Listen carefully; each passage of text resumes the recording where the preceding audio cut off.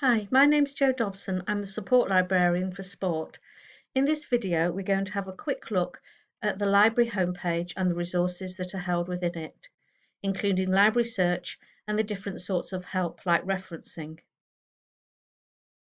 It's a good habit to get to the library pages from My Hallam. So if we're going to log in here, as you would normally. It's your normal username and password. Once you've logged in, you see you've got a few more options. You've got your Blackboard information and areas of help for IT, but the place I want to take us now is to the library's homepage, which is linked to up here. You can get to the library homepage without going through My Hallam, but this does mean that you're signed in, ready to start working. The page is designed into a number of different sections to be accessed from the top here. The first one, and we discussed this in our initial video, is Discovery Resources, where you've got access to things like library search, where you can search for books, journal articles, videos, etc. And there's some help there for you as well. A to Z database is when you start to look at more in-depth sort of information and something you might get onto in later years.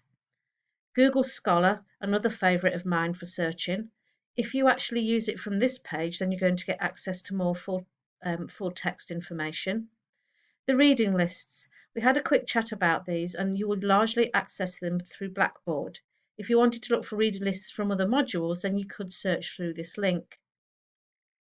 Shura, ShoePlayer, and Shimmer are all different search options. Shura is the university's own research. ShoePlayer and Shimmer give you media options, although a lot of these will also be available through library search. We did mention subject guides and how these pull you into subject-specific resources for your degree routes. And just the last one I'm going to mention here is curated reading lists. If you want to sort of reround a subject that isn't related to your own degree route, then this might be a good starting point. We've got reading lists here for Black History Month, about community and inclusion practice, even crimes and thrillers. So more sort of tips of what you might fancy reading on a more social basis. Quickly go back into library here, excuse me.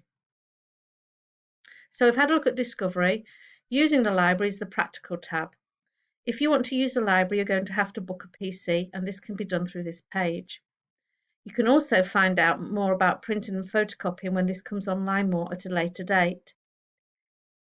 One or two things to pull out further down. Making the most of the library.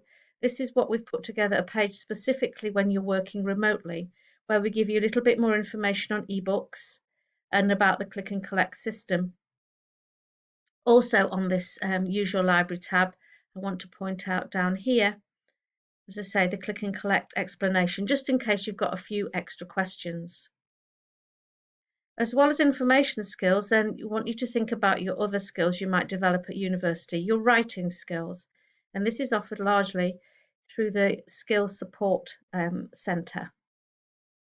And you can see what they have here is a range of types of sessions, either one-to-ones, workshops, or you can just link into the system called Studiosity that allows you to get some feedback on your work before you send it to your advisor.